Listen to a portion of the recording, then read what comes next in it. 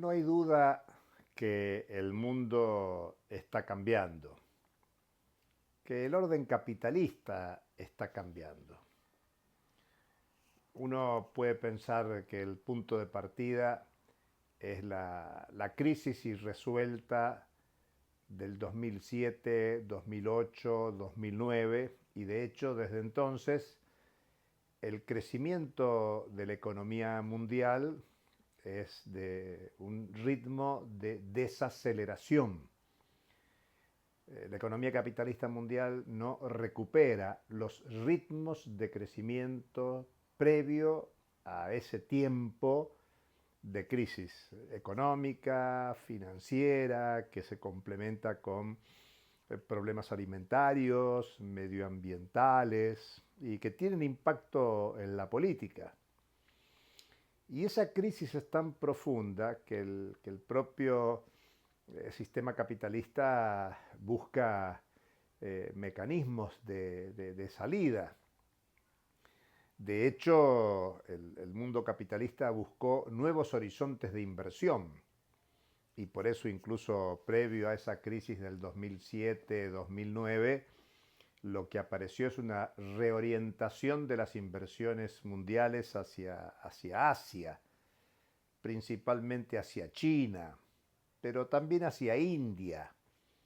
Y empezó a aparecer un nuevo orden en las relaciones económicas internacionales con una potencia emergente como China, pero también India, y comenzaron unas nuevas articulaciones en el sistema mundial que generaron desorden.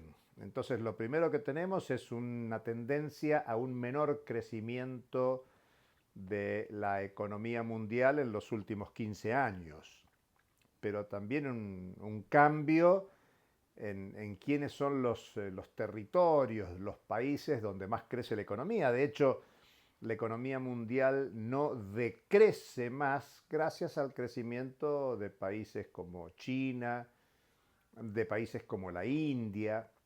Y esos cambios en el plano de la hegemonía también está correlacionado con cambios en las formas productivas. Bueno, de hecho, China es hoy la gran fábrica del mundo. Y todo esto que estoy mencionando generó cambios políticos. Cambios políticos que supusieron la llegada de Donald Trump a la presidencia de Estados Unidos en el 2016.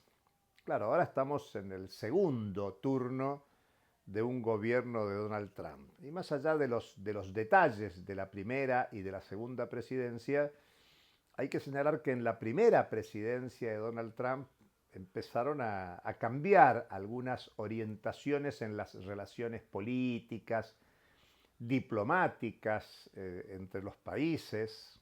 Bueno, de hecho empezó un tiempo de sanciones unilaterales contra China principalmente, incluso, bueno, la guerra comercial con China, guerra monetaria, guerra financiera, una guerra que se montó sobre otras sanciones unilaterales que son preexistentes, quizás la más antigua contra Cuba en América Latina, más reciente contra Venezuela, contra Nicaragua, pero que en el plano global, además de China, hay que inscribir a Irán principalmente y desde la invasión a Ucrania por parte de Rusia contra Rusia. Digamos que la presidencia Trump del 2016 cambia las relaciones políticas, diplomáticas a escala mundial.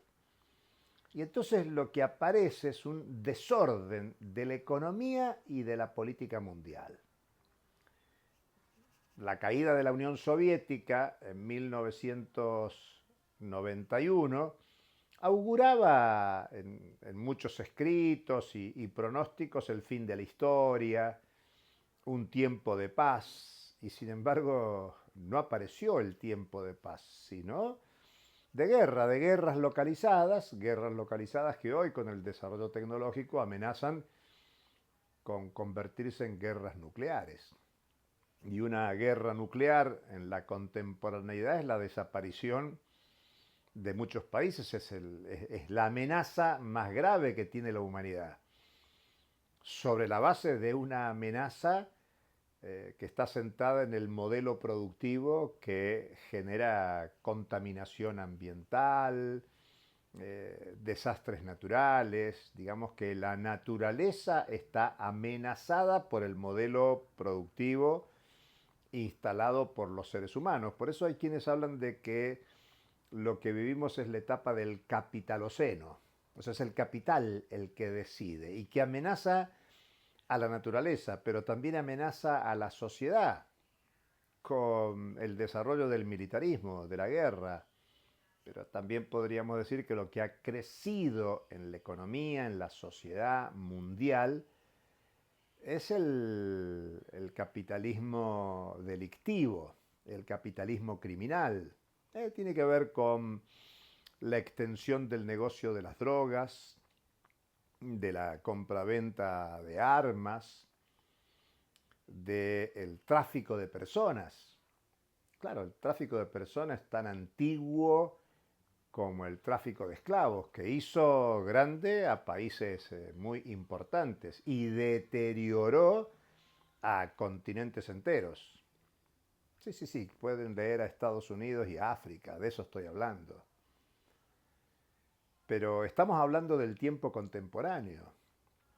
Y aquel desorden mundial que veíamos después del 2007-2009 y que se consolida en el plano político con iniciativa de política exterior en la primera gestión de Trump, se exacerba y se agiganta en esta segunda intervención. Algunos hasta señalan que está en discusión toda una tradición del derecho internacional y está asociado a propuestas que para muchos aparecieron muy insólitas sobre expectativas y apetencias sobre Groenlandia, sobre el canal de Panamá, el cambio de nombre al Golfo de México y otras iniciativas de esa naturaleza que exacerban aquello que apareció en el episodio de las sanciones unilaterales. Y la sorpresa incluso está planteada en la respuesta que hay desde el gobierno estadounidense, incluso horas antes de asumir Donald Trump, con el conflicto en Medio Oriente y el intervenir directamente junto a los gobiernos involucrados y otros en que se pusiera freno con una negociación que está en pleno desarrollo, culminándose una primera etapa, que tiene varias etapas y que genera mucha incertidumbre sobre cómo continúa uno de los temas más delicados del sistema mundial, que tiene que ver con las reivindicaciones históricas del pueblo palestino, que claro, trastoca acuerdos de otra época, acuerdos del fin de la Segunda Guerra Mundial, porque claro, uno de los protagonistas de esos acontecimientos ya no está, que es la Unión Soviética.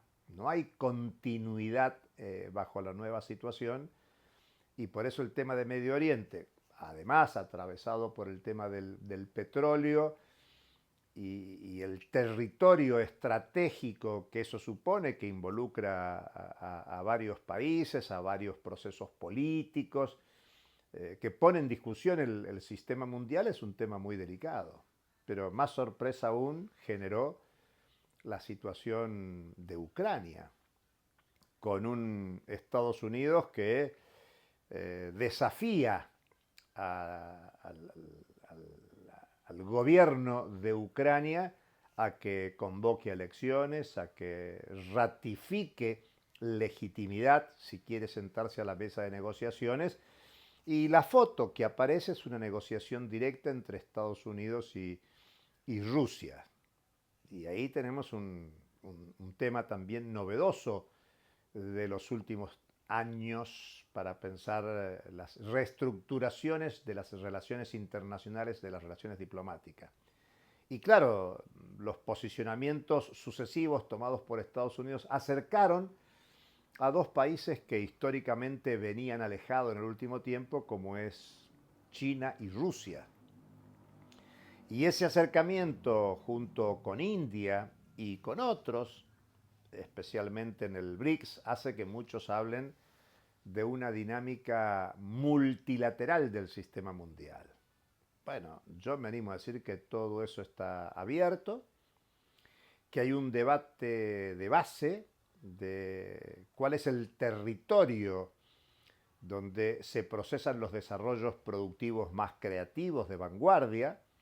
Hasta hace muy pocas semanas parecía que el desarrollo tecnológico estaba precisamente en Occidente, en Estados Unidos, y sin embargo, como en muchos otros temas de la producción y de la economía, China dio la novedad en la inteligencia artificial desarrollada, más barata, de código abierto, con ventajas para la utilización de esa moderna tecnología a escala global.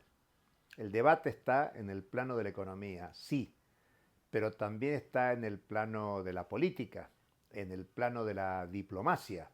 Y lo que tenemos es que considerar es que los cambios del capitalismo mundial, operados en el último medio siglo, están generando cambios políticos muy importantes, por lo cual aparecen proyectos a la derecha del arco político, si ustedes quieren, a la ultraderecha del arco político, para gobernar los países, y una propuesta de transformación regresiva de la economía, de la sociedad y el Estado, que es la propuesta liberal a ultranza que se plantea. Claro, lo que falta siempre pensar es qué opinan los pueblos de todo esto. Y por lo tanto lo que tenemos es una situación de crisis, de reestructuración del sistema mundial y de debate hacia dónde va la economía, la política, la sociedad, la naturaleza. Temas muy complejos que seguiremos abordando en estos comentarios. Hasta la próxima.